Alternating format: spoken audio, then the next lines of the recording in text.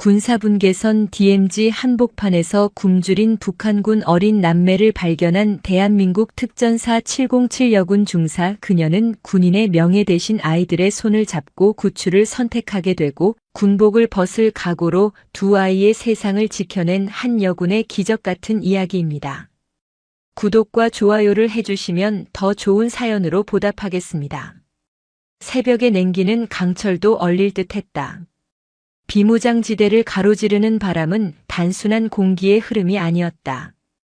그 속에는 수십 년 묵은 화약 냄새와 이름 모를 병사들의 한숨 그리고 팽팽한 긴장감이 실려 있었다. 대한민국 육군 특수전사령부 제707 특수임무단 소속 강하늘 중사는 그 모든 것을 피부로 느끼며 갈대밭에 몸을 숨겼다. 그녀의 호출명은 살모사. 단 한 번의 기회에 적의 숨통을 끊는 냉혹함과 정확성 때문에 붙은 별명이었다.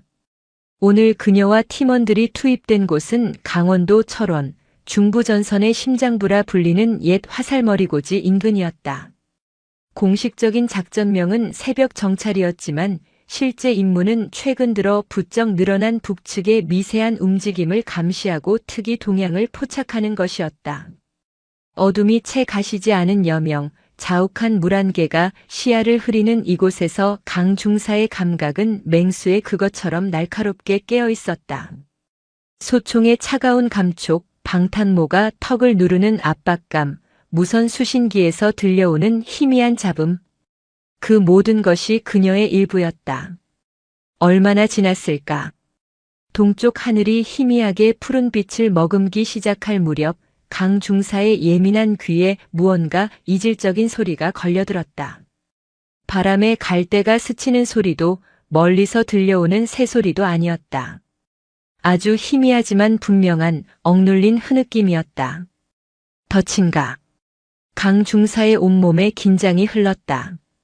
북한군이 아군을 유인하기 위해 설치한 음향장치일 수도 혹은 부상당한 야생동물의 울음소리일 수도 있었다.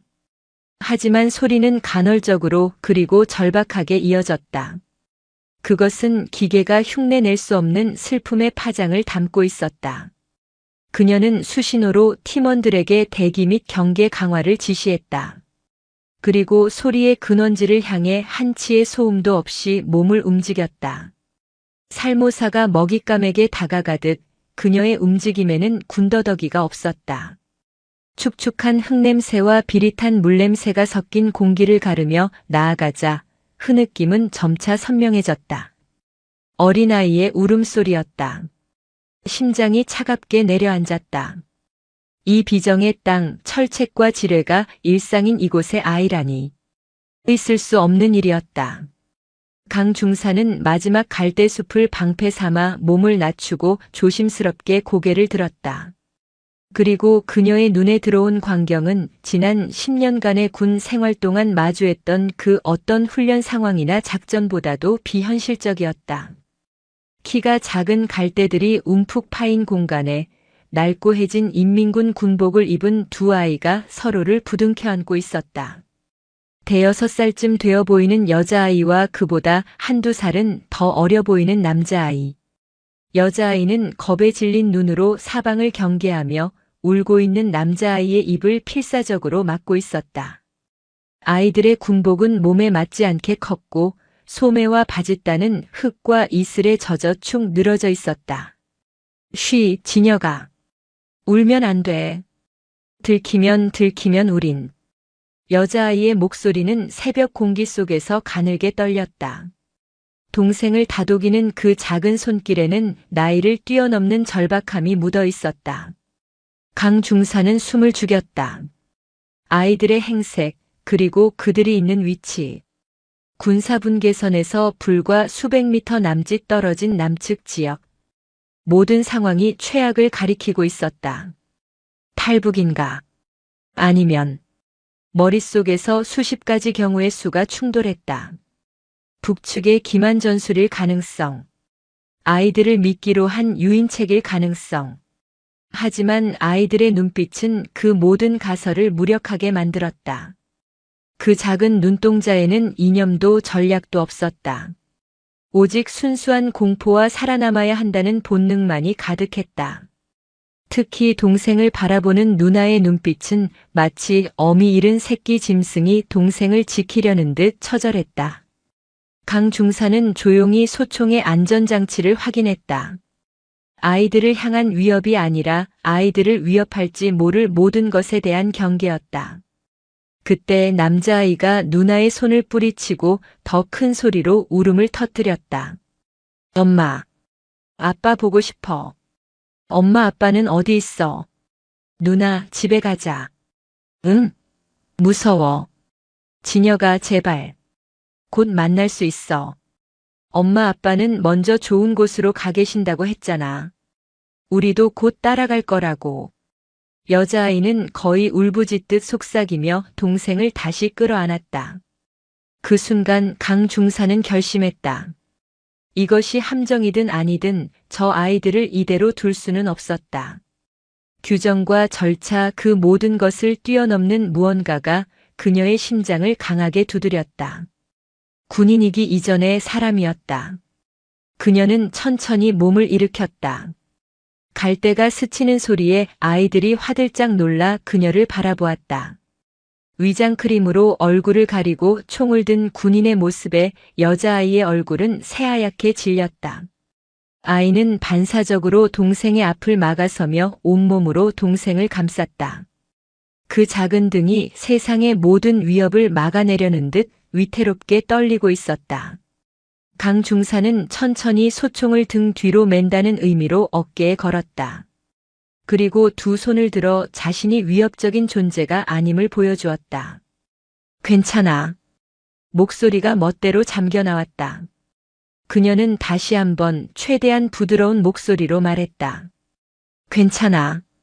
나는 해치지 않아. 여자아이는 의심과 공포가 뒤섞인 눈으로 그녀를 노려보았다. 경계를 풀지 않았다. 강 중사는 천천히 한 걸음 더 다가갔다. 그리고 자신의 방탄모를 벗었다. 위장 크림으로 얼룩졌지만 땀에 젖은 머리카락과 단단하면서도 흔들림 없는 그녀의 눈빛이 드러났다. 나는 남쪽 군인이야. 너희를 도와주러 왔어. 그녀의 말에 여자아이의 눈동자가 세차게 흔들리기 시작했다. 아이는 강 중사의 얼굴과 그녀의 군복에 붙은 태극마크를 번갈아 보았다. 그리고 아이의 입에서 믿을 수 없는 말이 흘러나왔다. 살려 주십시오. 제 동생 좀. 제 동생만이라도 살려주십시오. 7살 소녀의 입에서 나온 말이라고는 믿기지 않는 처절한 애원이었다. 그 한마디에 강 중사의 가슴 한구석이 무너져 내렸다.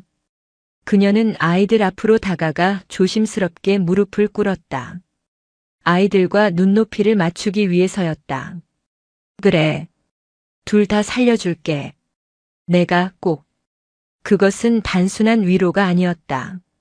살모사 강하늘 중사가 자신의 모든 것을 걸고 맹세하는 약속이었다. 얼어붙은 비무장지대의 새벽, 두 개의 작은 생명 앞에서 강철 같던 그녀의 마음에 처음으로 뜨거운 균열이 가기 시작했다. 강하늘 중사의 약속에도 불구하고 아이의 경계심은 쉽게 허물어지지 않았다. 아이는 여전히 동생을 품에 꼭 끌어안은 채 날카로운 눈빛으로 강 중사의 모든 움직임을 쫓았다. 마치 작은 고슴도치 같았다. 온몸에 가시를 세우고 세상을 향해 저항하는 작은 생명체. 이름이 뭐니? 강 중사가 최대한 나직하고 부드러운 목소리로 물었다. 침묵이 흘렀다. 여자아이는 대답 대신 입술을 꾹 다물었다.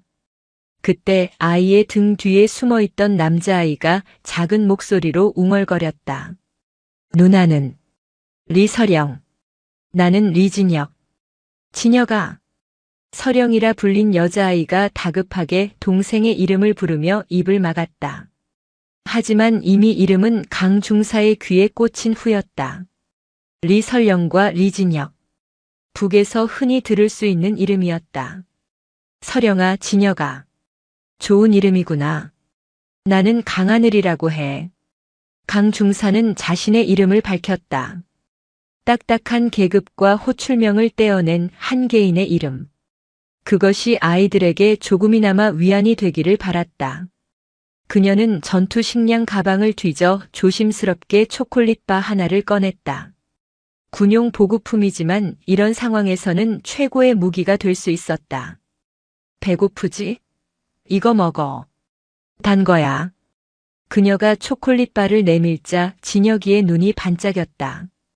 하지만 서령이는 그런 동생의 손을 붙잡고는 고개를 저었다. 안 돼. 모르는 사람이 주는 건 먹으면 안 된다고 했어. 누나의 단호한 말에 진혁이는 금방이라도 울음을 터뜨릴 듯한 표정을 지었다. 그 모습을 본 강 중사는 초콜릿바의 포장을 직접 뜯어 한 조각을 자신의 입에 먼저 넣었다. 독이 없다는 것을, 안전하다는 것을 보여주기 위한 행동이었다. 그리고 나머지 조각을 다시 내밀었다. 봐. 괜찮아. 그제야 서령이의 눈빛이 조금 누그러졌다. 아이는 잠시 망설이더니 조심스럽게 초콜릿 조각을 받아들었다. 그리고 그것을 반으로 쪼개어 더 큰 조각을 동생 진혁이의 입에 먼저 넣어주었다. 진혁이는 허겁지겁 초콜릿을 받아먹으며 금세 얼굴에 미소를 되찾았다. 지독한 공포 속에서도 단맛은 아이에게 순간의 행복을 선물했다. 그제야 서령이도 남은 작은 조각을 자신의 입으로 가져갔다. 달콤함이 입안에 퍼지는 순간 그동안 억지로 버티고 있던 서령이의 눈가에도 그렁그렁 눈물이 맺혔다. 강 중사는 아이들이 초콜릿을 먹는 동안 조용히 상황을 파악했다. 아이들의 행색은 처참했다. 얇은 군복은 밤이슬에 젖어 차가웠고 신발은 다 해져 발가락이 보일 지경이었다. 영양 상태도 좋지 않은지 얼굴은 창백했고 입술은 바싹 말라 있었다. 어떻게 여기까지 온 거니? 부모님은 어디 계시고? 조심스러운 질문에 잠시 평온을 되찾았던 서령이의 얼굴이 다시 굳어졌다. 아이는 고개를 푹 숙였다. 아빠, 엄마는 인민군대 군관 동지들이 데려갔습니다. 때려서, 많이 때려서, 피를. 아이의 목소리가 점점 기어들어갔다. 차마 입에 담기 힘든 기억을 억지로 끄집어내는 듯 했다. 진혁이는 누나의 말뜻을 이해하지 못하고 멀뚱멀뚱 하늘만 쳐다보고 있었다. 그래서 할머니가 도망치라고 했습니다. 남쪽으로 가면 살 수 있다고. 이 옷을 입고 군인 아저씨들 눈을 피해서 철조망 밑으로. 밤새 기어서. 서령이는 뜬 눈으로 밤을 새우며 겪었을 공포와 고통을 담담하게, 하지만 떨리는 목소리로 털어놓았다. 아이의 설명은 두서가 없었지만 그 조각난 이야기들을 맞추자 끔찍한 진실의 윤곽이 드러났다. 부모는 아마도 정치적인 이유로 숙청당했거나 폭행으로 사망했을 것이다. 할머니는 손주들이라도 살리기 위해 자신의 목숨을 걸고 탈출을 도왔을 터였다. 그리고 이 어린 남매는 오직 살아야 한다는 일념 하나로 죽음의 땅을 건너온 것이다. 진혁아, 엄마 아빠는 먼저 좋은 곳에 가 계신 거야. 우릴 기다리고 계셔. 울면 엄마 아빠가 슬퍼하셔. 서령이는 다시 동생을 다독였다. 7살 소녀가 감당하기에는 너무나도 잔인한 진실을 동생을 위해 꾸며낸 거짓말로 감싸고 있었다. 강 중사는 가슴이 미어지는 듯한 통증을 느꼈다. 바로 그때였다. 삐비스. 강 중사의 무전기에서 짧은 호출 신호가 울렸다. 팀장의 목소리였다. 살모사 상황 보고. 2분 내 미응답 시 규정에 따라 해당 지역 접근한다. 심장이 덜컥 내려앉았다. 팀원들이 기다림의 한계에 다다른 것이다. 이대로 시간이 흐르면 팀 전체가 위험에 빠질 수 있었다. 그리고 아이들의 존재가 공식적으로 보고되는 순간 상황은 걷잡을 수 없이 복잡해질 터였다. 아이들은 구조의 대상이 아니라 처리해야 할 불확실한 요소로 취급될 가능성이 높았다. 국군방첩사령부와 국가정보원, 수많은 기관들이 개입하여 아이들을 이리저리 옮겨다니며 신문하고 분석할 것이다. 그 과정에서 남매가 함께 있을 수 있다는 보장도 없었다. 안 돼. 그렇게 둘 순 없어. 강 중사는 결심했다. 그녀는 무전기를 들어 응답했다. 여기는 살모사. 의상무. 수풀이 우거져 시야 확보에 시간이 소요됐다. 복귀하겠다. 명백한 허위 보고였다. 군인으로서 절대 해서는 안 될 명령 불복종이자 기만 행위. 만약 발각된다면 군복을 벗는 것은 물론 군법에 따라 엄중한 처벌을 받게 될 중대한 범죄였다. 하지만 그녀는 망설이지 않았다. 그녀의 눈앞에는 군법보다 더 중요하고 절실한 두 아이의 위태로운 생명이 있었다. 서령아, 진혁아. 지금부터 내 말 잘 들어야 해. 강 중사는 아이들을 향해 몸을 돌렸다. 그녀의 눈빛은 그 어느 때보다 진지했다. 조금 위험할 수도 있어. 하지만 무서워도 소리내면 안 돼. 내가 꼭 지켜줄게. 나만 믿고 따라올 수 있겠니? 서령이는 잠시 망설였다. 낯선 남쪽 군인의 말을 믿어도 되는 것일까? 하지만 아이는 다른 선택지가 없다는 것을 본능적으로 알고 있었다. 그리고 무엇보다 눈앞의 군인에게서는 그동안 어른들에게서 느껴보지 못했던 강한 신뢰감이 느껴졌다. 서령이는 작은 고개를 힘차게 끄덕였다. 네. 강 중사는 기절한 사람을 옮길 때 쓰는 응급처치법으로 진혁이를 자신의 등에 단단히 고정했다. 그리고 서령이의 작은 손을 굳게 잡았다. 아이의 손은 얼음장처럼 차가웠다. 자, 가자. 그녀는 팀원들이 있는 방향의 반대편, 자신이 미리 파악해둔 후방의 예비 은신처를 향해 발걸음을 옮겼다. 한 손에는 차가운 소총을, 다른 한 손에는 더 차가운 아이의 손을 잡고 등에는 대한민국의 미래가 될지도 모를 작은 생명을 업은 채였다. 그것은 그녀의 군 생활 전체를 건 가장 위험하고 외로운 작전의 시작이었다. 그리고 얼어붙은 땅 위에서 그녀는 자신의 모든 것을 걸고 아이들과 한 얼어붙은 맹세를 지켜내기로 다짐했다. 강하늘 중사가 선택한 길은 군용 지도에도 명확히 표기되지 않은 험로였다. 수색과 정찰 임무를 수행하며 그녀만이 알고 있는 적의 눈과 아군의 감시를 동시에 피할 수 있는 유일한 경로였다. 그녀의 등 뒤에서 진혁이는 고된 여정의 피로와 새벽의 한기 탓에 어느새 얕은 잠에 빠져들었다. 강 중사는 한 손으로 서령이의 손을 굳게 잡고 다른 한 손으로는 앞을 가로막는 나뭇가지를 헤치며 묵묵히 나아갔다. 서령이는 작은 보폭으로 힘겹게 그녀의 뒤를 따랐다. 아이는 단 한 번도 힘들다는 내색을 하지 않았다. 하지만 가쁜 숨소리와 점점 느려지는 발걸음이 아이의 한계를 말해주고 있었다. 강 중사는 잠시 걸음을 멈추고 수통을 꺼내 서령이에게 건넸다. 마셔. 조금만 더 가면 쉴 수 있어. 서령이는 고맙다는 말도 잊은 채 허겁지겁 물을 마셨다. 몇 모금을 마신 아이는 수통을 강 중사에게 돌려주며 작은 목소리로 물었다. 군인 아줌마. 우리는 어디로 가는 겁니까? 아줌마라는 말에 강 중사는 순간 헛웃음이 나올 뻔했지만 지금은 그럴 때가 아니었다. 안전한 곳. 아무도 너희를 해치지 못하는 곳으로 갈 거야. 그녀의 단호한 대답에 서령이는 더 이상 묻지 않았다. 아이는 다시 강 중사의 손을 잡았다. 아까보다 온기가 도는 작은 손이었다.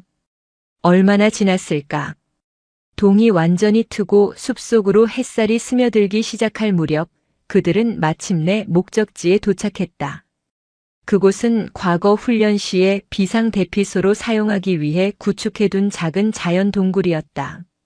입구는 덩굴과 수풀로 교묘하게 가려져 있어 지리를 모르는 사람은 바로 앞에서도 찾아내기 힘든 곳이었다. 강 중사는 아이들을 데리고 동굴 안으로 들어갔다. 내부는 어둡고 축축했지만 비바람과 외부의 시선을 피하기에는 충분했다. 그녀는 먼저 등에 업고 있던 진혁이를 조심스럽게 내려놓았다. 진혁이는 곤히 잠들어 있었다. 그녀는 자신의 전투 조끼를 벗어 아이의 몸에 덮어주었다. 이제 괜찮아. 여기서 잠시 쉬자. 안전한 곳에 도착했다는 안도감 때문이었을까? 그동안 팽팽하게 버티고 있던 서령이의 긴장이 탁 풀리며 아이는 그대로 주저앉아 무릎에 얼굴을 묻고 소리 없이 울기 시작했다. 억지로 참아왔던 공포와 슬픔, 안도감이 한꺼번에 터져나온 것이다. 강 중사는 아무 말 없이 아이의 옆에 앉아 작은 등이 잠잠해질 때까지 기다려주었다. 그녀의 손이 조심스럽게 서령이의 머리를 쓰다듬었다. 투박하고 굳은 살이 박인 손이었지만 그 손길은 세상에서 가장 따뜻했다. 한참을 울던 서령이가 고개를 들었을 때 아이의 눈은 퉁퉁 부어 있었다. 죄송합니다. 아니야. 울고 싶을 땐 우는 게 맞아. 강 중사는 담담하게 말했다. 그녀는 다시 무전기를 확인했다. 이미 부대에서는 그녀의 무단 이탈로 인해 난리가 났을 터였다. 허위 보고 후 지정된 시간 안에 복귀하지 않았으니 최악의 경우 월북이나 피랍으로 간주되었을 수도 있었다. 그녀에게 남은 시간은 많지 않았다. 서령아, 이제부터 정말 중요해. 나는 잠시 다른 곳에 다녀와야 해. 너희를 안전하게 지키려면 내가 꼭 해야 할 일이 있어. 내가 돌아올 때까지 여기서 아무 소리도 내지 말고 절대로 밖으로 나가면 안 돼. 할 수 있겠니? 서령이의 얼굴에 다시 불안감이 어렸다. 혼자 남겨진다는 공포. 하지만 아이는 강 중사의 흔들림 없는 눈빛을 보고는 이내 결심한 듯 고개를 끄덕였다. 동생은 제가 지키겠습니다. 7살 소녀의 다짐에 강 중사는 차마 말을 잇지 못했다. 그녀는 남은 비상식량과 물을 아이 곁에 놓아주고는 조용히 동굴을 나섰다. 부대로 복귀하는 그녀의 발걸음은 천근만근 무거웠다. 그녀를 기다리고 있는 것은 단순한 질책이 아닐 터였다. 군인으로서의 명예, 신뢰, 그리고 지금까지 쌓아온 모든 것이 한순간에 무너질 수도 있었다. 하지만 그녀의 머릿속에는 오직 동굴에 남겨진 두 아이의 얼굴만이 가득했다. 예상대로 강 중사가 소속된 중대의 임시 지휘통 제실 CP는 발칵 뒤집혀 있었다.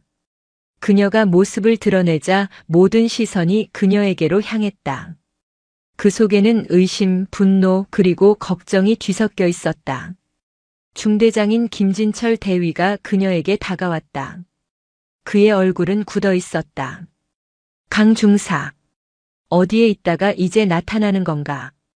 자네의 마지막 보고 이후 통신이 두절됐어. 무슨 일이었는지 정확히 보고하도록. 강 중사는 모든 것을 사실대로 이야기할 수 없었다. 아이들의 존재를 이 자리에서 밝히는 것은 너무나도 위험했다. 그녀는 미리 생각해둔 변명을 늘어놓았다. 죄송합니다. 보고 지점 인근에서 북측의 특이 동향으로 의심되는 흔적을 발견했습니다. 추가 정찰을 위해 단독으로 이동하던 중 발을 헛디뎌 경사면 아래로 굴렀습니다. 그 충격으로 무전기가 파손되었고 정신을 차리고 보니 시간이 이렇게 흘렀습니다. 그럴듯했지만 빈틈이 많은 변명이었다. 특히 살모사 강하늘이 발을 헛디뎠다는 말은 누구도 쉽게 믿기 어려웠다. 김대위는 날카로운 눈으로 강 중사의 전투복을 훑어보았다. 여기저기 긁히고 흙이 묻어 있었지만 굴렀다고 하기에는 상태가 너무 멀쩡했다. 흔적은? 자네가 발견했다는 그 흔적 말이야. 복귀하는 과정에서 유실된 것 같습니다. 정확한 위치를 다시 특정하기 어렵습니다. 강하늘 중사. 김대위의 목소리가 싸늘하게 가라앉았다. 지금 나랑 장난하나? 자네답지 않게 왜 이러는 거지? 솔직하게 말해. 무슨 일이 있었던 거야? 강 중사는 입술을 깨물었다. 이대로는 안 되겠다고 판단했다. 그녀는 주변의 다른 부대원들을 의식하며 김대위에게만 들릴 정도의 낮은 목소리로 말했다. 중대장님, 따로 드릴 말씀이 있습니다. 단둘이 이야기할 수 있겠습니까?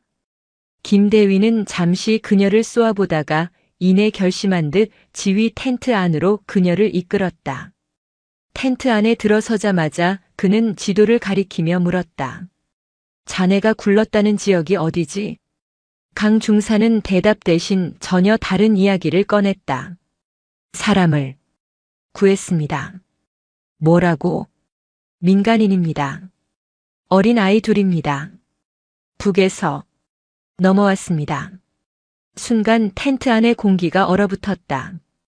김대위의 얼굴에서 핏기가 가시는 것이 보였다. 그는 믿을 수 없다는 표정으로 강 중사를 바라보았다. 지금 제정신인가? 그걸 왜 이제야 말해? 규정대로라면 즉시 보고하고 신병을 확보했어야지. 자네가 지금 무슨 짓을 했는지 알고나 있나? 알고 있습니다. 하지만 그럴 수 없었습니다. 아이들이 너무 어리고 상태가 좋지 않습니다. 만약 규정대로 상부에 보고되었다면 아이들은 곧바로 방첩사나 국정원으로 넘겨져 차가운 신문실에서 분리되었을 겁니다. 그 공포를 아이들이 감당할 수 없을 거라고 판단했습니다. 강 중사의 목소리는 떨림없이 단호했다. 그녀의 눈은 조금의 거짓도 없이 오직 진실만을 담고 있었다. 그 눈빛 앞에서 김대위는 잠시 말을 잃었다. 그는 부하 강하늘을 누구보다 잘 알았다. 그녀는 절대 사사로운 감정으로 부대의 규율을 어길 사람이 아니었다. 그런 그녀가 군인으로서의 생명을 걸 만큼 중대한 무엇이 있었다는 의미였다. 그래서 그 아이들은 지금 어디에 있나? 김대위가 마른 침을 삼키며 물었다. 강 중사는 아이들을 숨겨둔 동굴의 위치를 밝혔다.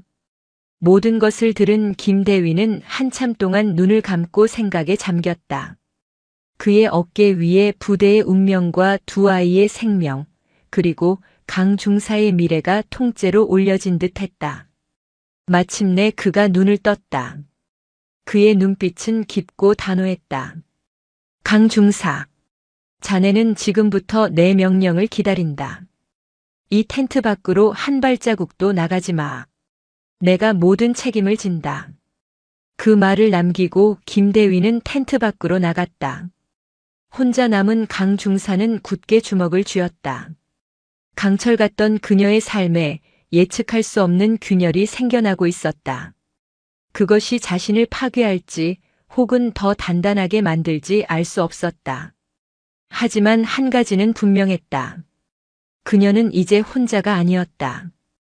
그녀의 등 뒤에는 그녀를 믿어주는 지휘관과 그녀가 지켜야 할 두 개의 작은 생명이 있었다. 김진철 대위는 강하늘 중사의 보고를 받은 후 지휘 텐트 안에서 10분 가까이 미동도 없이 서 있었다. 그의 머릿속에서는 격렬한 전쟁이 벌어지고 있었다. 한쪽에서는 군인으로서의 의무와 규정이, 다른 한쪽에서는 인간으로서의 양심과 부하에 대한 신뢰가 맹렬히 충돌했다. 규정대로라면 그는 즉시 이 사실을 상급부대에 보고하고 모든 절차를 군사경찰과 방첩사에 넘겨야 했다. 그것이 가장 안전하고 그의 군 경력에도 흠집이 남지 않는 길이었다. 하지만 그의 뇌리에는 강 중사의 단호한 눈빛이 떠나지 않았다. 아이들이 감당할 수 없을 거라고 판단했습니다. 그 한마디가 거대한 추처럼 김대위의 마음을 짓눌렀다. 그는 수많은 작전과 훈련을 거치며 피와 죽음을 봐왔지만 아이들의 비극 앞에서 군복의 무게를 논하는 것은 위선이라 느껴졌다. 그는 결국 자신의 군 경력 전체를 건 도박을 하기로 결심했다. 통신병. 김대위가 텐트 밖으로 외치자 긴장한 얼굴에 통신병이 달려왔다. 보안 채널로 국군 수도병원 제3내과 이수연 대위 연결해. 내 동기다라. 개인적인 용무라고 전달해. 그의 지시에 통신병은 의아한 표정을 지었지만 군말 없이 명령을 수행했다. 잠시 후 수화기를 건네받은 김대위는 최대한 낮은 목소리로 통화를 시작했다. 나 김진철이다. 수연아, 다름이 아니라 아주 위급한 환자가 둘 있다. 비공식적으로 절대 외부에 알려져선 안 되는 그래, 아이들이다. 영양실조의 극도의 스트레스 상태. 내가 지금 데리고 갈 테니 격리된 병실 하나만 준비해줘. 모든 책임은 내가 진다. 수화기 너머에서 동기인 이수연 대위의 당황한 목소리가 들려왔지만 김 대위는 단호했다. 그는 최소한 아이들이 딱딱한 신문실이 아닌 따뜻한 병실에서 의료진의 보호를 먼저 받게 해야 한다고 결심했다. 이것이 그가 아이들과 강 중사를 위해 할 수 있는 최선의 그리고 가장 위험한 조치였다. 통화를 마친 그는 즉시 강 중사를 불렀다. 지금부터 내 명령이다. 자네는 즉시 아이들을 데리고 와. 내가 준비한 차량에 탑승한다. 이동 경로는 내가 별도로 지시할 거다. 외부에는 야간 정찰 임무 중 발생한 부상 병력 후송을 위한 긴급 기동 훈련으로 보고한다. 질문 있나? 없습니다. 강 중사는 짧게 대답했다. 그녀의 눈빛에 깊은 신뢰와 감사가 스쳐 지나갔다. 그녀는 자신의 지휘관이 자신과 같은 길을 선택했음을, 가장 무거운 짐을 기꺼이 함께 짊어지기로 했음을 알 수 있었다. 강 중사는 어둠을 틈타 다시 아이들이 숨어있는 동굴로 향했다. 그녀의 발걸음은 아까보다 훨씬 가볍고 빨랐다. 동굴 입구에 다다르자 안에서 작은 소리에 화들짝 놀라는 기색이 느껴졌다. 서령아, 나야. 강하늘 군인. 그녀의 목소리에 경계심 가득했던 동굴 안에서 서령이가 조심스럽게 얼굴을 내밀었다.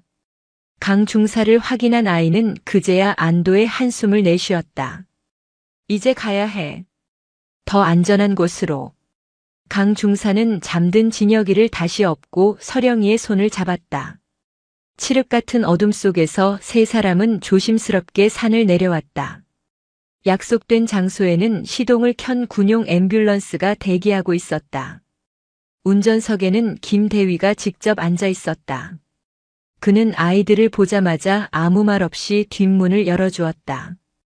앰뷸런스는 전조등도 켜지 않은 채 비포장 작전도로를 따라 조용히 남쪽으로 향했다. 서령이는 생전 처음 타보는 자동차의 흔들림에 겁을 먹으면서도 창밖으로 빠르게 스쳐 지나가는 풍경에서 눈을 떼지 못했다. 아이의 눈에는 두려움과 함께 미지의 세계에 대한 희미한 기대감이 어른거렸다.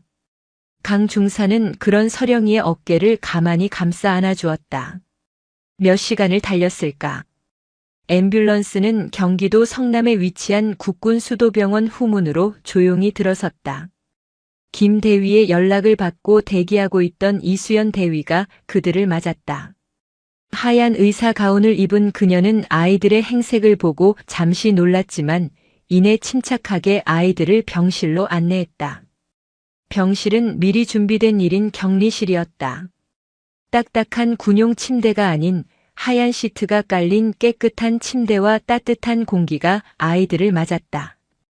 이 대위는 아이들의 눈높이에 맞춰 무릎을 굽히고 부드러운 목소리로 말했다. 안녕. 나는 의사 선생님이야. 너희가 편히 쉴 수 있게 도와줄게. 아픈 곳은 없니? 서령이는 여전히 경계를 풀지 않았지만 강 중사와 김 대위가 곁에 있다는 사실에 조금은 안심하는 듯 했다. 이 대위는 능숙하게 아이들의 상태를 살폈다. 심각한 영양실조와 탈수, 그리고 온몸에 가득한 작은 상처들. 보이지 않는 마음의 상처는 훨씬 더 깊을 터였다. 아이들에게 따뜻한 죽과 영양제가 공급되고 깨끗한 환자복으로 갈아입혀졌다. 하얀 병실 침대에 나란히 누운 남매의 모습은 금방이라도 부서질 듯 위태로워 보였다.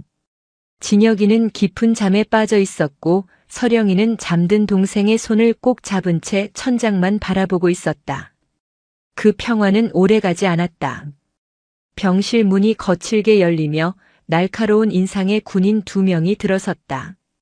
그들의 전투복 팔 부분에는 국군방첩 사령부를 상징하는 검과 방패 문양이 선명했다. 그들 뒤로 차가운 냉기가 뿜어져 나오는 듯한 한 남자가 서 있었다. 계급장은 소령. 그의 이름은 허태진이었다. 김진철 대위.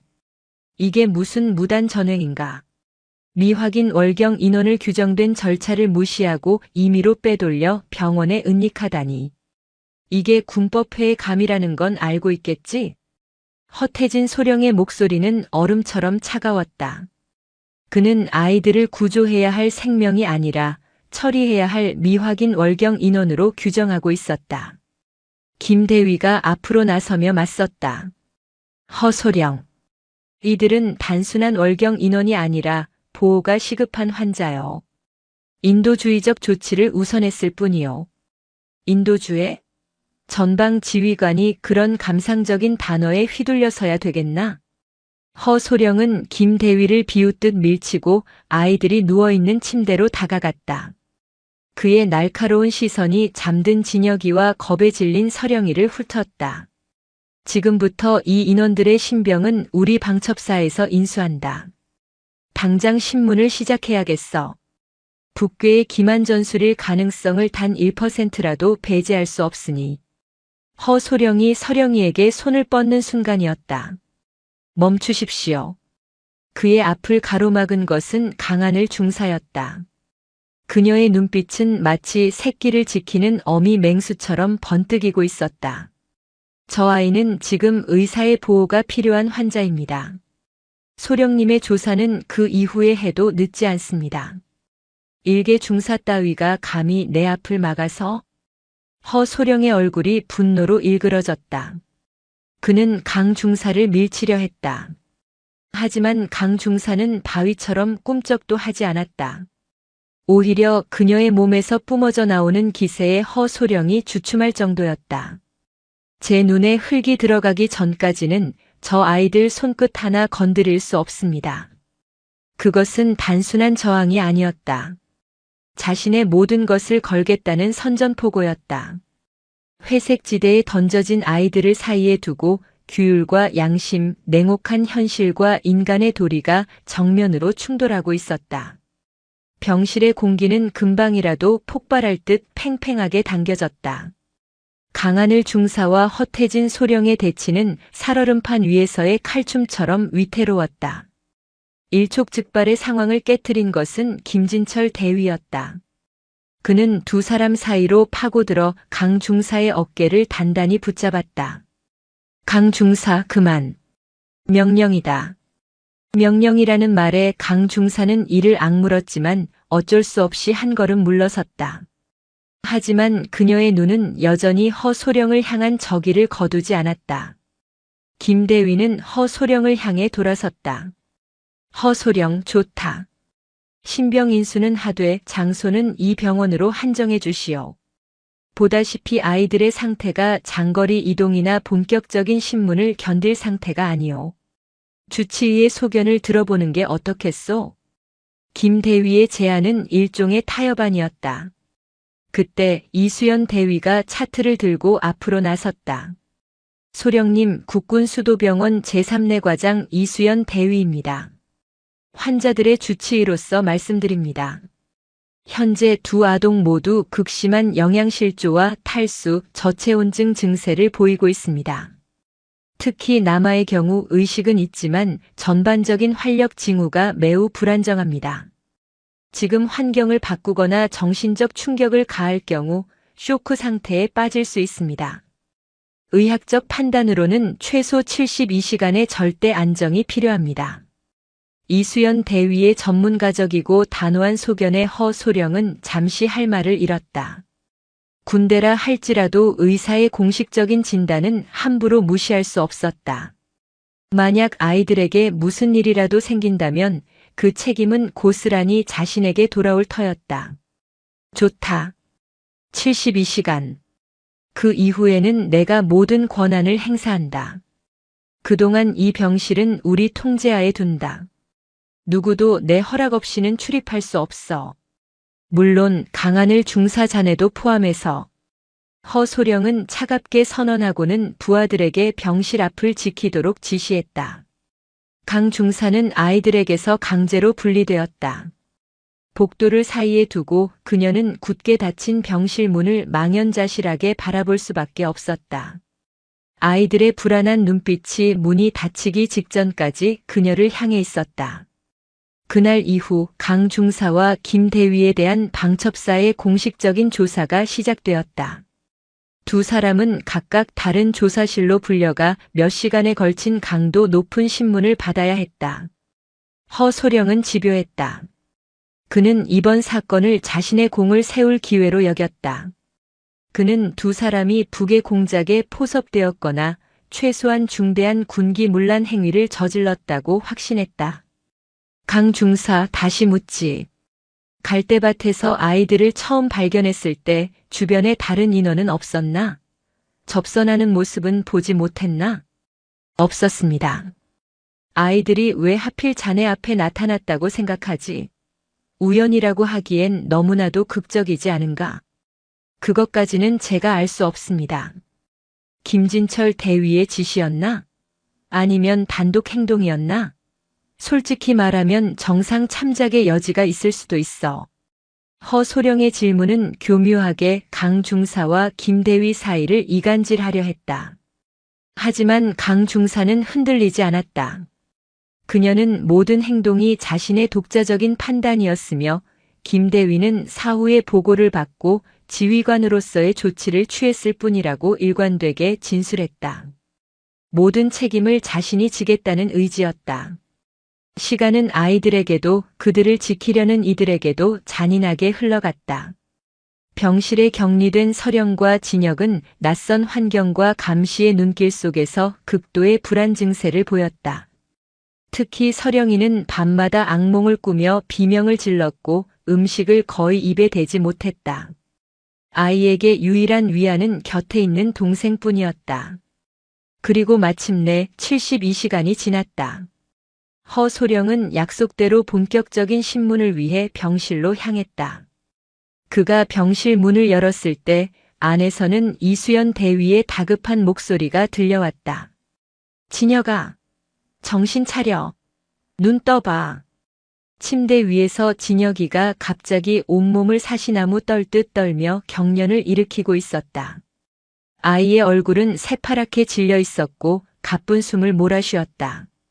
옆에서 그 모습을 지켜보던 서령이는 하얗게 질린 얼굴로 울음도 터뜨리지 못하고 동생의 이름만 부르고 있었다. 저리 비켜. 지금 뭐 하는 거야? 허소령이 상황 파악을 못하고 소리치자 이수연 대위가 눈을 부릅뜨고 외쳤다. 급성 폐렴으로 인한 고열성 경련입니다. 당장 응급 처치 안 하면 뇌 손상이 올 수도 있어요. 지금 당장 중환자실로 옮겨야 합니다. 모두 나가주세요. 병실은 순식간에 아수라장이 되었다.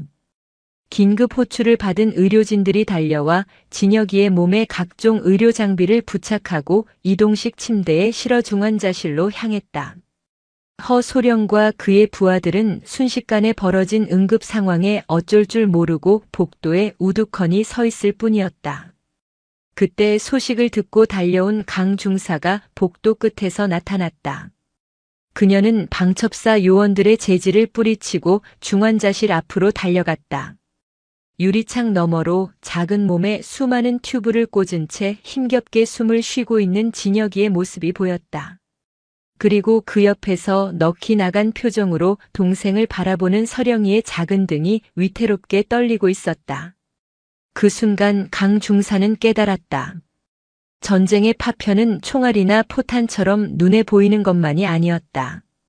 아이들의 마음속에 깊숙이 박혀 보이지 않게 그들의 생명을 갉아먹고 있는 공포와 슬픔. 그것이야말로 가장 무서운 파편이었다. 강 중사는 조용히 서령이에게 다가가 그 작은 어깨를 감싸 안았다. 아이는 그제야 참았던 울음을 터뜨리며 그녀의 품에 안겨 서럽게 울기 시작했다. 군인 아줌마. 진혁이가 죽으면 어떡해요? 나 혼자는 못 살아요. 강 중사는 아이를 더 세게 끌어안았다. 그녀의 눈에서도 뜨거운 눈물이 흘러내렸다. 그녀는 아이의 귓가에 단호하게 속삭였다. 아니, 진혁이는 절대 죽지 않아. 우리가 꼭 살릴 거야. 그리고 너는 혼자가 아니야. 이제 내가 있잖아. 그 모습을 복도 끝에서 지켜보던 허태진 소령의 얼굴이 처음으로 미세하게 흔들렸다. 그는 자신이 쫓고 있는 것이 북괴의 음모가 아니라 그저 서로를 필사적으로 지키려는 가여운 생명들일지도 모른다는 생각을 처음으로 하게 되었다. 보이지 않는 파편은 아이들뿐만 아니라 이 사건에 얽힌 모든 이들의 마음을 날카롭게 핥히고 있었다. 리진혁의 상태는 위중했다. 급성 폐렴에 폐혈증 초기 증상까지 겹쳐 아이는 생사의 기로에 섰다. 국군 수도병원 중환자실의 모든 의료진이 작은 생명을 살리기 위해 사투를 벌였다. 허태진 소령의 조사는 아이의 위급한 상태 앞에서 자연스럽게 중단되었다. 그는 진혁의 상태가 호전될 때까지 기다리겠다는 통보를 남기고 병실 앞에 감시 인력만 남긴 채 철수했다. 하지만 그가 조사를 완전히 포기한 것은 아니었다. 오히려 그는 더욱 확신을 굳히고 있었다.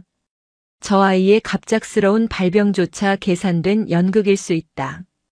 동정심을 유발해 조사를 방해하려는 고도의 심리전. 그의 편향된 의심은 멈출 줄 몰랐다. 그 사이 강하늘 중사는 사실상 병원의 보호자가 되었다. 그녀는 방첩사의 감시 속에서도 꿋꿋하게 중환자실 앞을 지켰다. 잠은 복도에 가니 의자에서 쪽잠을 잤고 식사는 구내 식당에서 허겁지겁 해결했다. 그녀의 온 신경은 유리창 너머의 진혁과 그 곁을 떠나지 못하는 서령에게 향해 있었다. 서령이는 말을 잃었다. 아이는 밥도 물도 거부한 채 멍하니 동생이 누워있는 침대만 바라보았다. 강 중사는 그런 아이를 위해 할 수 있는 모든 것을 했다. 그녀는 동화책을 가져와 조용히 읽어주기도 하고 그림을 그려주기도 했다. 서툰 솜씨로 종이약을 접어 보여주기도 했다. 아이는 반응이 없었지만 강 중사는 포기하지 않았다. 서령아, 봐. 이건 독수리야. 하늘을 아주 높이, 아주 멀리 날 수 있어. 진혁이가 건강해지면 우리 같이 독수리 보러 가는 거야. 알겠지? 그녀의 말에 서령이의 눈동자가 아주 미세하게 움직였다. 강 중사는 그 작은 변화를 놓치지 않았다. 그녀는 계속해서 말을 걸고 온기를 나누어 주었다. 군복을 입은 특전사가 아니라 그저 상처받은 아이를 위로하는 따뜻한 언니처럼. 한편 김진철 대위는 다른 방향에서 싸우고 있었다. 허태진 소령의 조사가 잠시 멈춘 이 시간을 허투루 보낼 수 없었다. 정면 돌파가 불가능하다면 판 자체를 흔들어야 했다. 그는 자신의 인맥을 총동원해 조용히 움직이기 시작했다. 그는 먼저 국방정보본부에서 근무하는 동기에게 연락했다. 물론 아이들의 이야기는 철저히 비밀에 붙였다. 최근 북한 내부 동향 중에 보위성이나 안전부 쪽 군관들 숙청 관련해서 나온 정보 없어? 특히 가족 단위로 피해를 본 사례가 있다면 뭐든지 알려줘. 아주 사적인 부탁이다. 동시에 그는 탈북민 출신으로 현재 안보전략연구소에서 일하는 박사에게도 자문을 구했다. 아이들의 서툰 말투와 행색, 그리고 서령이가 무심코 뱉었던 몇 개의 단어들을 종합해 아이들의 출신 지역과 구모의 소속을 유추해달라고 부탁했다. 정보의 조각들은 느리지만 조금씩 모여들기 시작했다. 그리고 마침내 결정적인 정보 하나가 김 대위의 손에 들어왔다.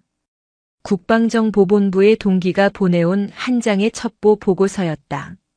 내용은 충격적이었다. 최근 평안남도 덕천 소재 국가보위성 산하 7총국 소속 리철민 상좌와 그의 아내 김순희 소자가 반혁명 분자로 몰려 현장에서 즉결 처형됨. 이들의 자녀 2명 딸 리설영, 아들 리진혁은 행방불명 상태. 리철민 상좌는 남한 드라마를 유포하고 체제에 대한 불만을 토로한 혐의를 받은 것으로 추정됨. 모든 것이 맞아떨어졌다. 아이들의 이름, 부모의 신원, 그리고 탈북의 이유까지. 서령이의 증언은 모두 사실이었다. 아이들은 간첩도 기만전술의 미끼도 아니었다. 그저 잔혹한 독재 정권의 가장 연약한 피해자일 뿐이었다. 김대위는 보고서를 굳게 움켜쥐었다. 이것은 단순한 증거가 아니었다. 허태진의 의심을 박살내고 아이들을 구할 수 있는 유일한 무기였다. 하지만 그는 이 보고서를 허태진 소령에게 가져가지 않았다. 그랬다가는 허 소령이 이 정보마저 자신의 공으로 가로채거나 더 복잡한 정치적 문제로 비화시킬 가능성이 있었다. 그는 더 높은 곳을 보기로 했다. 그는 보고서를 들고 자신의 직속 상관인 여단장을 거치지 않고 곧바로 육군본부의 감찰실장에게 직통 보고를 올리는 군인으로서 상상할 수 없는 월권 행위를 감행했다. 이것이 제가 파악한 모든 정보입니다. 이 아이들은 대한민국의 안보에 위협이 되는 존재가 아니라 북한 정권의 비인도성을 전 세계에 알릴 수 있는 살아있는 증거입니다. 이들을 방첩사의 차가운 신문실이 아닌 대한민국의 따뜻한 품으로 보호해야 할 의무가 우리 군에게 있다고 생각합니다. 김대위의 보고는 육군본부를 발칵 뒤집어 놓았다. 사건은 순식간에 합참과 국가안보실까지 보고되었다. 더 이상 허태진 소령 개인이 통제할 수 있는 차원의 문제가 아니었다. 그로부터 이틀 후 국군 수도병원 중환자실 복도를 지키고 있던 방첩사 요원들이 조용히 철수했다. 허태진 소령에게는 상부로부터 해당 사건에서 손을 떼고 원대 복귀하라는 명령이 하달되었다. 그는 자신의 집요한 의심이 거대한 진실의 벽 앞에서 어떻게 부서졌는지 납득할 수 없다는 표정으로 병원을 떠났다. 텅 빈 복도. 강 중사는 어리둥절한 표정으로 그 광경을 바라보았다. 그때 복도 저편에서 김진철 대위가 그녀를 향해 걸어왔다. 그는 아무 말 없이 그저 강 중사의 어깨를 툭툭 두드려 주었다. 그것만으로도 충분했다. 보이지 않는 전쟁에서의 값진 승리였다. 바로 그 순간 기적 같은 일이 일어났다. 누나, 물. 중환자실 안에서 산소호흡기에 의지해 잠들어 있던 진혁이의 눈이 희미하게 떠지며 마른 입술을 움직였다. 아이가 의식을 되찾은 것이다. 그토록 기다렸던 목소리. 강 중사와 서령이는 동시에 유리창으로 달려갔다. 서령이의 텅 비어있던 눈에 아주 오랜만에 생기가 돌았다. 아이는 유리창에 작은 손바닥을 대고 하염없이 눈물을 흘리며 동생의 이름을 불렀다. 진혁아. 리진혁. 무겁고 고통스러웠던 한 걸음. 하지만 그 한 걸음이 마침내 아이들을 절망의 늪에서 건져 올리고 있었다. 강 중사는 눈물을 흘리는 서령이의 등을 가만히 쓸어주었다. 아직 넘어야 할 산이 많았지만 가장 어둡고 긴 터널은 이제 막 빠져나오고 있었다.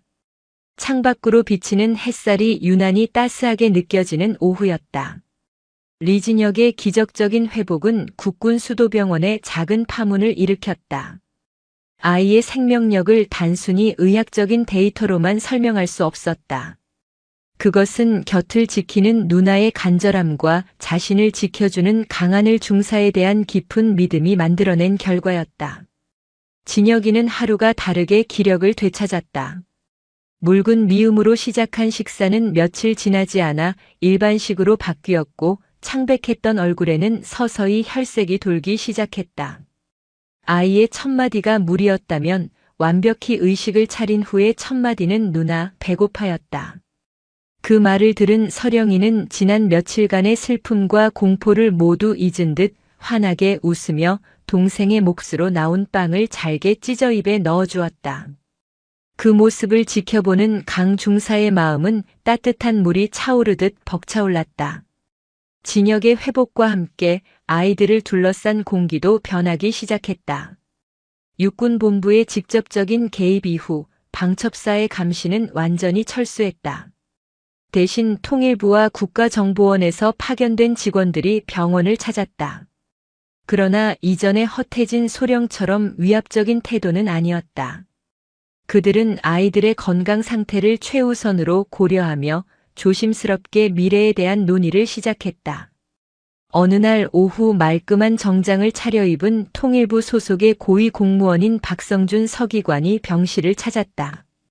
그는 아이들에게 작은 로봇 장난감을 선물하며 부드러운 미소를 지었지만 그의 눈빛에는 복잡한 행정가의 고뇌가 서려 있었다. 그는 강 중사와 김 대위 그리고 이수연 대위를 병원 내 회의실로 불렀다. 먼저 두 분 군인의 헌신과 용기에 깊은 감사를 표합니다. 두 분이 아니었다면 이 아이들의 생존을 장담할 수 없었을 겁니다. 박 서기관은 정중하게 말문을 열었다. 하지만 그의 다음 말은 회의실의 공기를 차갑게 식혔다. 이제 아이들의 미래에 대해 현실적인 논의를 해야 할 때입니다.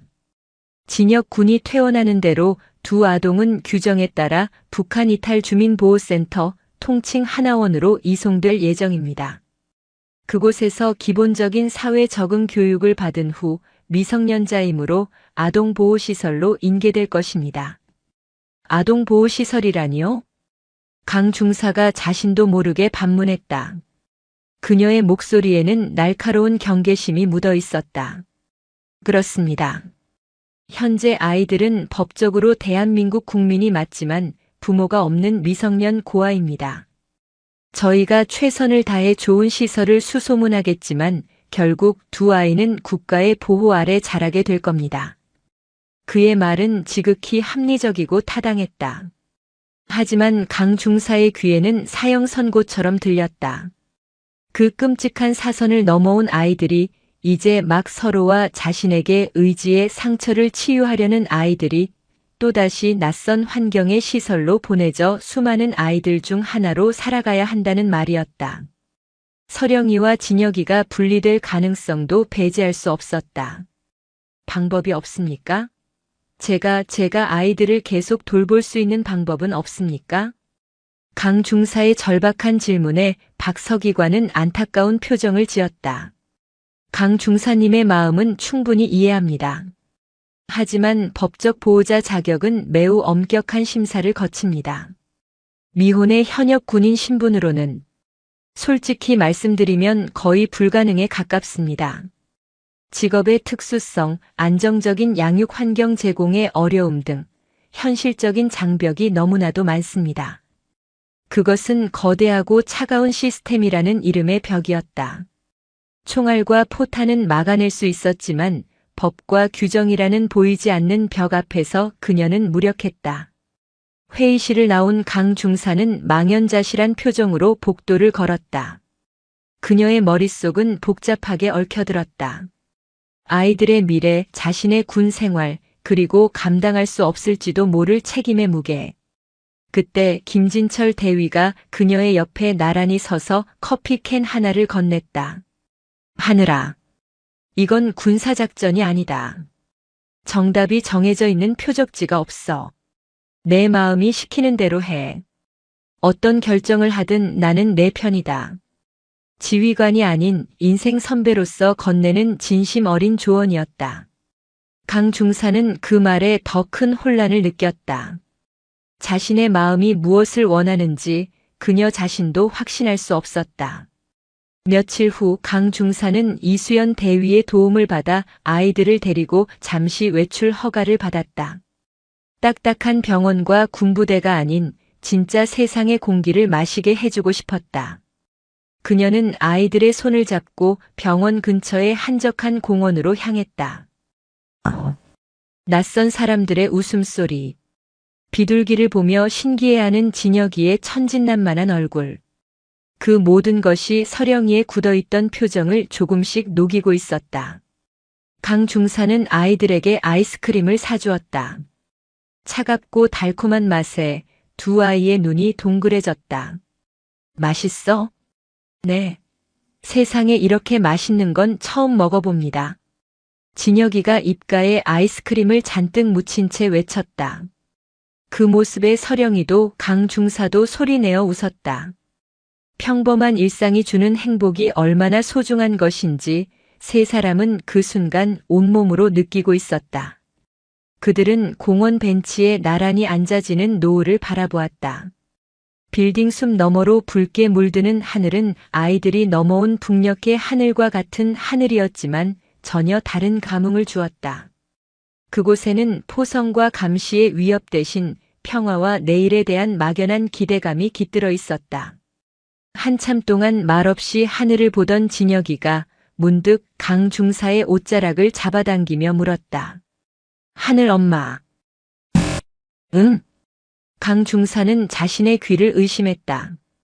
진혁이는 해맑은 얼굴로 다시 한번 말했다. 하늘 엄마, 우리 이제 어디로 가요? 누나랑 엄마랑 우리 셋이 같이 사는 집으로 가는 거예요? 하늘 엄마. 아이의 입에서 나온 그 순수한 단어는 그 어떤 총성보다도 강력하게 강 중사의 심장을 관통했다. 그것은 그녀의 모든 고민과 망설임을 한순간에 날려버리는 계시와도 같았다. 그렇다. 그녀의 마음은 이미 정해져 있었다. 아이들을 시설이 아닌 집으로 보내는 것. 그리고 그 집의 울타리가 자신이 되어주는 것. 그녀는 진혁이와 서령이를 꼭 끌어안았다. 그래. 우리 셔이 같이 사는 집. 엄마가 꼭 만들어줄게. 꼭. 그날 밤 부대로 복귀한 강 중사는 곧장 김진철 대위를 찾아갔다. 그녀의 눈빛은 더 이상 흔들리지 않았다. 그녀는 책상 위에 몇 장의 서류를 내려놓았다. 입양 및 법정 후견인 신청서였다. 중대장님, 저는 이 아이들의 가족이 되기로 결심했습니다. 그녀의 선언은 폭탄과도 같았다. 김대위는 충격과 놀라움이 뒤섞인 표정으로 서류와 강 중사의 얼굴을 번갈아 바라보았다. 살모사라 불리던 대한민국 최정예 특전사 요원이 이제 두 아이의 엄마가 되는 길을 선택하려 하고 있었다. 그것은 그녀의 인생 전체를 건 가장 장엄하고 위대한 작전의 시작이었다. 강하늘 중사의 결심은 부대 내에 조용하지만 강한 파장을 일으켰다. 그녀를 아는 대부분의 동료들은 미쳤다는 반응을 보였다. 특수부대원의 삶과 아이 둘을 키우는 엄마의 살. 그것은 물과 기름처럼 섞일 수 없는 것이라 여겼다. 군 생활 끝낼 작정이냐? 한순간의 동정심으로 내 인생을 망치지 마라. 진심 어린 걱정과 비아냥거림이 섞인 조언들이 쏟아졌다. 하지만 강 중사는 흔들리지 않았다. 오히려 주변의 반대는 그녀의 결심을 더욱 단단하게 만들었다. 그녀에게 아이들은 더 이상 지켜야 할 임무가 아니라 삶의 일부이자 이유가 되어가고 있었다. 김진철 대위는 처음의 충격에서 벗어나 그녀의 가장 든든한 조력자가 되어주었다. 그는 법무실을 직접 찾아가 필요한 절차와 서류를 알아봐 주었고 여단장에게 강 중사의 사정을 직접 설명하며 협조를 구했다. 그러나 법의 벽은 생각보다 높고 견고했다. 입양 절차를 담당하는 가정법원은 그녀의 신청서에 대해 회의적인 반응을 보였다. 미혼 여성, 그것도 상시 위험에 노출되는 현역 특전사라는 직업. 법원은 아이들에게 안정적인 환경을 제공해 줄 수 있는지에 대해 깊은 의문을 제기했다. 서류는 수없이 반려되었고 까다로운 조건의 추가 서류 요구가 이어졌다. 엎친 데 덮친 격으로 보이지 않는 곳에서의 방해도 시작되었다.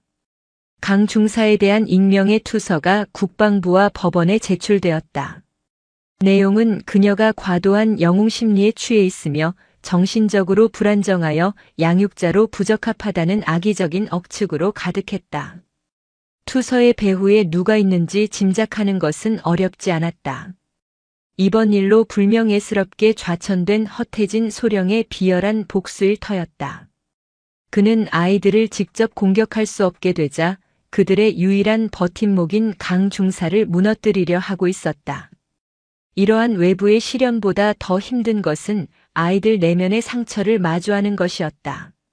진혁이는 이제 완벽히 건강을 되찾아 병실을 뛰어다닐 만큼 활기차졌다.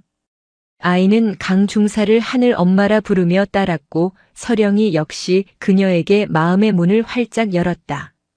하지만 아이들의 마음속에는 아직 아물지 않은 거대한 상처가 자리 잡고 있었다. 하늘 엄마, 우리 아빠는 인민군대에서 제일 용감한 군관이었어요. 나도 커서 아빠처럼 될 거예요. 우리 엄마는 노래를 아주 잘했어요. 엄마가 노래 불러주면 잠이 잘 왔는데. 진혁이는 하루에도 몇 번씩 북에 있는 부모님 이야기를 꺼냈다. 그럴 때마다 서령이의 얼굴은 돌처럼 굳어졌다. 아이는 동생의 동심을 지키기 위해 필사적으로 거짓말을 이어가고 있었다. 그래, 엄마 아빠는 아주 좋은 곳에서 우리를 기다리고 계셔. 우리가 착한 일 많이 하면 곧 데리러 오실 거야.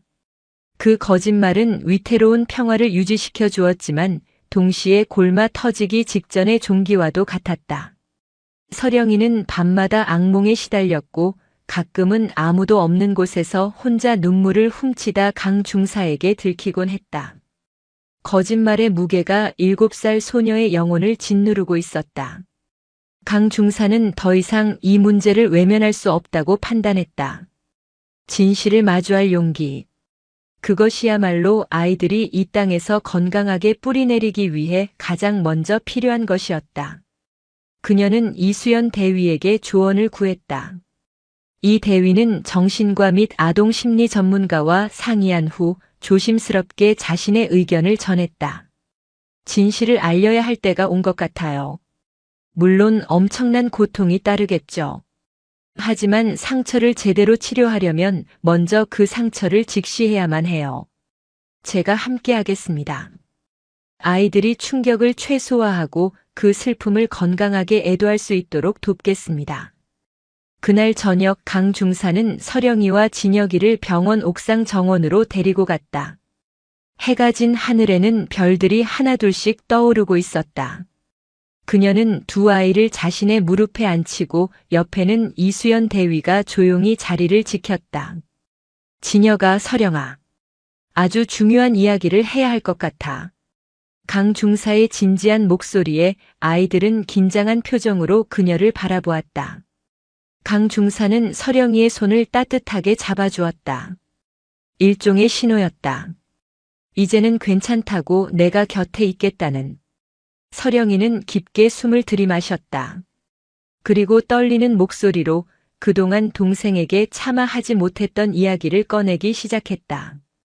진혁아, 사실은 엄마 아빠는 우리 데리러 못 와. 진혁이의 얼굴에서 미소가 사라졌다. 왜? 엄마 아빠 바빠? 아니, 엄마 아빠는 아주 먼 곳으로 여행을 가셨어. 하늘나라로. 서령이의 눈에서 굵은 눈물방울이 떨어졌다. 군관 아저씨들이 아빠랑 엄마를 많이 때렸어. 그래서 다시는 볼 수 없게 됐어. 진실의 무게는 너무나도 무거웠다. 진혁이는 누나의 말을 이해할 수 없다는 듯 고개를 갸웃거렸다. 아이는 서령이와 강 중사의 얼굴을 번갈아 보았다. 그리고 무언가 잘못되었다는 것을 직감했다. 아이의 작은 얼굴이 공포와 혼란으로 일그러지기 시작했다. 거짓말. 누나 거짓말하는 거지. 엄마 아빠는 온다고 했잖아. 곧 우리 데리러 온다고 했잖아. 진혁이는 소리치며 서령이의 품에서 벗어나려 했다. 아이의 반응은 예상보다 훨씬 격렬했다. 그것은 단순한 슬픔이 아니라 세상 전체에 대한 배신감의 표현이었다. 강 중사가 아이를 안으려 했지만 진혁이는 손을 뿌리치며 울부짖었다. 싫어. 다 싫어. 하늘 엄마도 거짓말쟁이야. 다 미워. 아이의 절규는 옥상 정원의 밤 공기를 갈랐다. 그 순간 아이들의 마음을 지탱하던 마지막 기둥이 무너져 내리고 있었다. 서령이는 죄책감에 고개를 숙인 채 흐느꼈고 강 중사는 아무 말도 못한 채 무너져 내리는 아이의 세계를 바라봐야만 했다. 진실을 마주하는 것은 생각보다 훨씬 더 잔인하고 고통스러운 과정이었다. 그날 이후 진혁이는 말을 잃었다. 웃음도 눈물도 없이 그저 텅 빈 눈으로 허공만 바라보았다. 그 어떤 위로도 아이에게 닿지 않았다. 강 중사는 자신의 선택이 아이에게 더 깊은 상처를 준 것이 아닐까 하는 죄책감에 시달렸다.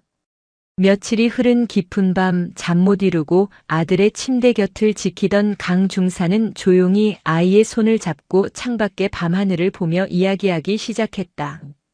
진혁아, 엄마 아빠는 별이 된 게 아니야. 그렇게 멀리 계신 게 아니야. 그녀의 말에 진혁이의 눈동자가 희미하게 움직였다. 엄마 아빠는 여기 진혁이랑 누나 마음속에 살아계셔.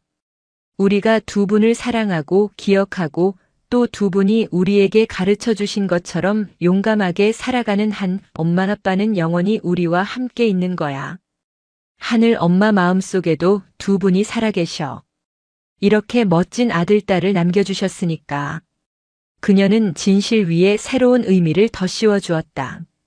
죽음이 끝이 아니라 기억과 사랑으로 영원히 이어지는 것임을. 그녀의 진심이 닿았던 것일까? 진혁이의 텅 비어있던 눈에서 뜨거운 눈물이 흘러내렸다. 아이는 처음으로 자신의 슬픔을 정면으로 마주하고 소리내어 울기 시작했다. 그것은 원망의 울음이 아닌 그리움과 사랑이 담긴 진짜 애도의 시작이었다. 진혁이는 강 중사의 품에 안겨 한참을 울었다. 그 울음소리를 들으며 죄책감에 방 안에 틀어박혀 있던 서령이도 조심스럽게 다가와 동생과 강 중사를 함께 끌어안았다. 세 사람은 그렇게 한참을 부둥켜 안고 울었다. 각기 다른 상처와 무게를 지닌 세 개의 영혼이 비로소 하나의 진정한 가족으로 거듭나는 순간이었다.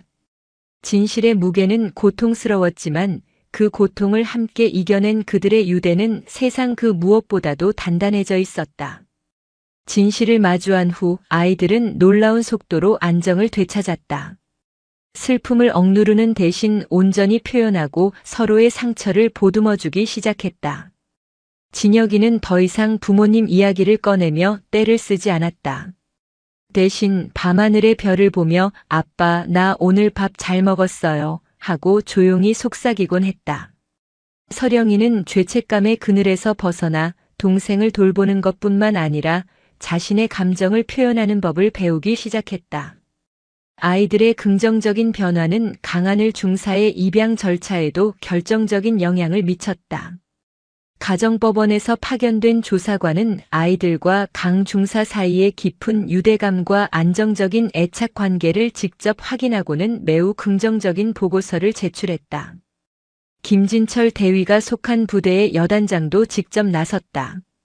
그는 법원의 강하늘 중사는 대한민국 최고의 군인이며 그녀가 보여준 책임감과 희생정신이야말로 한 아이의 부모가 될 가장 위대한 자격이라는 내용의 추천서를 보냈고 국방부 차원에서도 그녀의 안정적인 양육 환경을 위해 부대 내 보직 변경 및 관사 우선 배정 등을 약속하며 힘을 보탰다.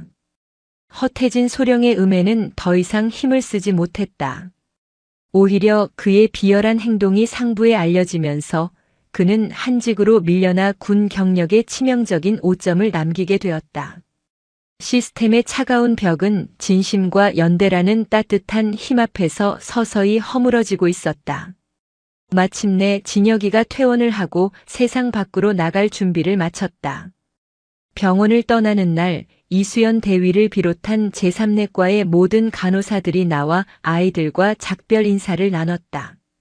그들은 이제 의사와 환자가 아니라 힘든 시간을 함께 이겨낸 동지이자 가족과도 같았다. 강 중사님, 아니, 하늘씨, 세상에서 가장 위대한 임무를 맡으셨네요. 언제든 도움이 필요하면 연락해요. 이수연 대위는 강 중사의 손을 꼭 잡아주었다. 서령이와 진혁이는 간호사들에게 서툰 솜씨로 그린 감사 카드를 한 장씩 나눠주며 고개를 숙였다. 병원을 나선 세 사람이 향한 곳은 경기도 이천에 위치한 특전사령부 인근의 한 아파트였다. 부대의 배려로 강 중사가 새로 얻게 된 관사였다. 낡고 작은 복도식 아파트였지만 세 사람에게는 세상에서 가장 크고 아늑한 궁전이었다. 우와! 우리 집이야? 진혁이는 현관에 들어서자마자 탄성을 지르며 집 안을 뛰어다녔다. 아직 가구도 제대로 들어오지 않아 텅 비어 있었지만 아이들의 웃음소리가 그 빈 공간을 가득 채웠다. 강 중사는 아이들의 손을 잡고 이제는 그들의 것이 된 작은 방들을 하나하나 구경시켜 주었다. 그날부터 진짜 가족의 삶이 시작되었다. 강 중사는 아이들을 데리고 대형마트로 향했다. 거대한 카트와 산더미처럼 쌓인 물건들. 북에서는 상상도 할 수 없었던 풍경에 서령이와 진혁이는 눈이 휘둥그레졌다. 강 중사는 아이들에게 직접 자신의 칫솔과 수건, 그리고 잠옷을 고르게 했다. 아주 사소한 일이었지만 아이들에게는 자신의 삶을 스스로 선택하고 결정하는 첫 경험이었다. 저녁에는 세 사람이 함께 마트에서 사온 재료로 서툰 저녁 식사를 준비했다. 강 중사는 요리에 소질이 없었지만 아이들과 함께 웃고 떠들며 만든 김치찌개는 세상 그 어떤 진수성찬보다도 맛있었다. TV에서는 시끄러운 만화 영화가 흘러나왔고 아이들은 소파에 나란히 앉아 과자를 먹으며 화면에 빠져들었다. 그 평범하고 소박한 풍경을 바라보는 강 중사의 눈시울이 뜨거워졌다. 이것이 바로 그녀가 그토록 지키고 싶었던 것이었다. 물론 모든 것이 순탄하지만은 않았다. 강 중사는 부대 훈련과 아이들 양육을 병행하며 하루가 24시간이라도 모자랄 지경이었다. 새벽 훈련을 나갈 때면 곤히 잠든 아이들의 얼굴을 보며 발걸음이 떨어지지 않았고 훈련 중에도 아이들 저녁은 뭘 해줘야 하나 하는 생각에 피식 웃음이 나곤 했다. 부대 동료들의 시선도 조금씩 변해갔다. 처음에는 그녀를 격하고 말렸던 동료들이 이제는 그녀를 존경의 눈으로 바라보기 시작했다. 훈련이 끝난 그녀에게 중사님, 이거 애들 갖다 주세요라며 간식을 챙겨주는 후배들이 생겨났고 김진철 대위는 주말마다 찾아와 아이들의 삼촌 노릇을 톡톡히 해주었다. 살모사라는 냉혹한 호출명 대신 동료들은 그녀를 강철 엄마라는 애정 어린 별명으로 부르기 시작했다. 그녀의 강인함은 여전했지만 그 강철 속에는 아이들을 향한 따스한 햇살 같은 온기가 스며들어 있었다. 그리고 마침내 기다리던 날이 왔다. 가정법원에서 입양 및 후견인 자격을 최종 승인했다는 통보가 온 것이다. 법원에서 공식적인 서류를 수령하는 날, 강 중사는 아이들의 손을 잡고 법원으로 향했다. 딱딱하고 엄숙한 분위기 속에서 판사가 최종 판결문을 낭독했다. 이에 재판부는 신청인 강하늘이 사건 본인 리설영, 리진혁의 법정 후견인 및 양육자로 적합함을 인정하고 두 아동의 대한민국 내에서의 새로운 가족관계 등록을 허가한다. 순간 강 중사의 눈에서 참았던 눈물이 흘러내렸다. 길고 길었던 싸움의 종지부였다. 법원을 나서는 세 사람의 발걸음은 유난히 가벼웠다. 강 중사는 아파트 현관 계단에 아이들을 앉히고 그 앞에 무릎을 꿇고 앉았다. 이제 우린 서류상으로도 완벽한 진짜 가족이 됐어. 그녀는 아이들의 새로운 이름이 적힌 서류를 보여주었다. 그곳에는 강설영, 강진혁이라는 이름이 선명하게 박혀 있었다. 자신의 성을 아이들에게 물려준 것이다. 이제 너희들의 이름은 강설영, 강진혁이야.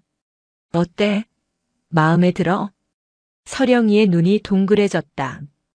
그리고 이내 아이의 얼굴에 세상 가장 환한 미소가 번졌다. 아이는 와락강 중사의 목을 껴안았다. 네, 좋아요. 엄마. 우리 엄마. 진혁이도 누나를 따라 엄마. 하고 외치며 그녀의 품에 안겼다. 강 중사는 두 아이를 있는 힘껏 끌어안았다. 강철 같던 그녀의 삶에 눈부신 햇살이 스며들어 세상을 가장 따뜻한 빛으로 물들이고 있었다. 비무장지대의 갈대밭에서 시작된 위태로운 만남은 이제 세상 가장 단단한 가족의 탄생으로 그 위대한 첫 장을 넘기고 있었다. 시간은 강물처럼 흘러 차가웠던 상처 위로 따뜻한 흙을 덮어주었다. 강하늘 중사와 강설영, 강진혁이 진짜 가족이 된 지 2년이라는 세월이 지났다. 이제 아이들은 더 이상 낯선 땅의 이방인이 아니었다. 서령이는 어느덧 훌쩍 자라 초등학교 3학년이 되었고 진혁이는 씩씩한 1학년이 되어 학교 생활에 완벽히 적응했다. 새벽 5시 반. 강하늘의 몸은 군인 시절의 기억을 따라 칼같이 반응했다.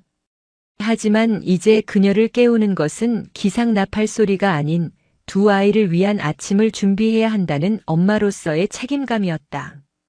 칠흑 같은 어둠 속에서 그녀는 소리 없이 일어나 훈련복이 아닌 앞치마를 둘렀다. 칼을 잡는 손놀림은 여전히 절도가 있었지만 이제 그 칼은 적을 향하는 대신 아이들이 먹을 두부와 애호박을 썰고 있었다. 보글보글 된장찌개가 끓는 소리, 밥솥에서 김이 피어오르는 소리. 그녀의 하루를 여는 것은 이제 총성이 아닌 평화로운 삶의 소리였다. 강설영, 강진혁. 기상시간 5분 전. 543. 일어났어요. 아이들 방에서 우당탕거리는 소리와 함께 잠투정이 섞인 목소리가 들려왔다. 잠시 후 눈을 비비며 나온 진혁이가 소파에 털썩 주저앉았고 서령이는 제법 어른스럽게 화장실로 들어가 세수를 했다. 강 중사는 아이들의 아침 식사를 챙겨주고 서령이의 머리를 따아주고 진혁이의 옷매무새를 바로잡아 주었다. 군 작전을 지휘하듯 일사불란했지만 그 모든 손길에는 따스한 애정이 묻어 있었다. 물론 평화로운 일상에도 때로는 작은 파문이 일었다. 어느 날 오후 강 중사는 부대에서 전술 훈련을 받던 중 교무실로부터 한 통의 전화를 받았다. 진혁이가 친구와 싸워 얼굴에 상처를 입었다는 내용이었다. 심장이 덜컥 내려앉은 그녀는 훈련 중단을 보고하고 불이 나게 학교로 달려갔다. 교무실에는 입술이 터진 진혁이와 마찬가지로 눈가에 멍이 든 다른 남자아이가 잔뜩 주눅이 든 채 서 있었다.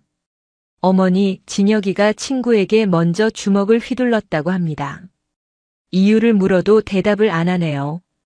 담임 선생님의 말에 강 중사는 한숨을 쉬며 진혁이의 눈높이에 맞춰 몸을 낮췄다. 강진혁, 무슨 일이야? 엄마 보고 똑바로 말해. 진혁이는 입을 꾹 다문 채 고개를 숙였다. 그때 옆에 서 있던 서령이가 작은 목소리로 입을 열었다. 엄마, 제가 진혁이한테 너네 아빠는 없냐? 북한에서 온 거지라서 엄마도 가짜라고 놀렸어요. 그래서 진혁이가. 그 순간 강 중사는 모든 상황을 이해했다. 아이들의 마음속에 아물지 않은 상처를 다른 아이가 무심코 헤집어 놓은 것이었다. 그녀는 화를 내는 대신 조용히 진혁이와 상대 아이를 차례로 안아주었다. 그리고 상대 아이의 부모에게 정중히 사과하는 동시에 자신의 아이들이 겪어온 아픔에 대해 차분히 설명했다. 그녀의 진심 어린 태도에 처음에는 화가 나 있던 상대 부모도 이내 고개를 숙이며 자신의 아이를 대신해 사과했다. 집으로 돌아오는 차 안. 진혁이는 여전히 시무룩했다. 엄마, 미안해요. 싸우면 안 되는데. 아니, 엄마는 진혁이가 자랑스러워. 가족을 지키려고 한 거잖아. 하지만 다음부터는 주먹 대신 말로 하는 거야. 우리 가족은 조금 특별해. 세상에서 제일 용감한 엄마랑 제일 예쁜 누나랑 제일 멋진 나, 이렇게 세 명이 한 팀이야 라고 말해주는 거야. 알겠지? 그녀의 말에 진혁이의 얼굴이 환하게 펴졌다.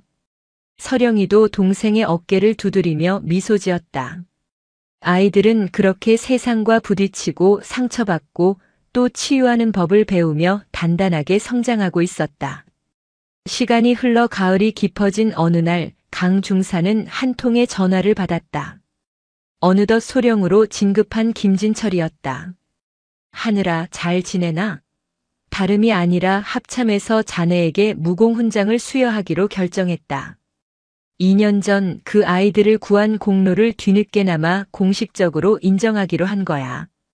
대단하다, 강 중사. 아니, 강소령 진급 심사에도 아주 유리하게 작용할 거다. 강 중사는 순간 말을 잇지 못했다. 이미 잊고 있던 일이었다. 그녀에게 아이들을 구한 것은 훈장을 받기 위한 공적이 아니라 삶의 방향을 바꾼 운명 그 자체였기 때문이다. 훈장 수여식은 계룡대 대강당에서 엄숙하게 거행되었다. 빛나는 정복을 차려입은 강하늘 중사의 가슴에 대통령을 대신한 합참의장이 직접 인원무공 훈장을 달아주었다. 그녀의 군인으로서의 명예가 최정점에 이르는 순간이었다. 단상 아래 객석에서는 수많은 장성들과 동료들이 그녀에게 아낌없는 박수를 보냈다. 하지만 강 중사의 시선은 그들을 향해 있지 않았다. 그녀는 객석 한가운데 조금은 낯선 환경에 어색해하면서도 허리를 꼿꼿이 세우고 앉아있는 두 아이를 향해 있었다. 서령이와 진혁이는 작은 손으로 서툴게 박수를 치며 세상에서 가장 자랑스러운 눈빛으로 엄마를 바라보고 있었다. 그 순간 강 중사는 깨달았다. 자신의 진짜 훈장은 가슴에 달린 저 차가운 철 조각이 아니라 바로 저 아이들의 빛나는 눈빛 속에 있다는 것을. 수여식이 끝나고 며칠 후 주말을 맞아 강 중사는 아이들을 데리고 조금 특별한 여행을 떠났다. 차는 서울을 벗어나 북쪽으로, 더 북쪽으로 향했다. 목적지는 아이들과 그녀가 처음 만났던 곳, 강원도 철원이었다. 물론 그들이 피와 공포 속에서 헤맸던 비무장지대로 들어갈 수는 없었다. 대신 그들은 민간인 통제선 북방에 위치한 철원 평화전망대에 올랐다. 그곳에서는 그들이 건너왔던 비무장지대와 북녘의 땅이 아스라이 펼쳐져 보였다. 2년 전 죽음을 각오하고 넘었던 그 갈대밭이 이제는 평화로운 가을 햇살 아래 황금빛으로 물결치고 있었다. 서령아, 진혁아. 저기 보여? 저기가 우리가 처음 만났던 곳이야. 강 중사가 손가락으로 갈대밭을 가리키자 아이들은 말없이 고개를 끄덕였다. 아이들의 눈에는 더 이상 공포가 서려 있지 않았다. 그저 아련한 그리움과 자신들이 이겨낸 과거에 대한 담담한 시선이 담겨 있을 뿐이었다. 무서웠지? 조금요. 하지만 이젠 괜찮아요. 엄마가 있으니까요. 서령이가 강 중사의 손을 꼭 잡으며 대답했다. 진혁이는 품에 안고 있던 작은 풍선 하나를 하늘로 날려보냈다. 노란 풍선은 바람을 타고 서서히 북쪽 하늘을 향해 날아갔다. 아빠, 엄마, 우리 잘 있어요. 하늘 엄마랑 누나랑 행복하게 잘 있어요. 아이의 외침이 맑은 가을 하늘에 메아리 쳤다. 강 중사는 두 아이의 어깨를 가만히 감싸 안았다. 그녀의 눈앞에 놓인 철책은 여전히 차갑고 날카로웠다. 하지만 그녀는 이제 그 철책이 두렵지 않았다. 그녀는 세상에서 가장 차가운 저 철책을 넘어 세상에서 가장 따뜻하고 단단한 가족이라는 울타리를 얻었기 때문이다. 세 사람은 한참 동안 북녘 하늘을 바라보았다. 서로의 온기에 의지한 채 그들은 과거를 배웅하고 미래를 맞이하고 있었다. 해질녘 노을이 비무장지대 위로 붉게 번져갔다. 그것은 상처의 피빛이 아니라 새로운 희망을 약속하는 따스한 약속의 빛깔이었다. 그렇게 그들의 이야기는 세상에서 가장 차가운 철책 앞에서 시작되어 세상에서 가장 따뜻한 가족이라는 울타리 안에서 영원히 계속될 것이었다. 오늘도 인생지의 말씀을 잘 들어주셔서 감사합니다.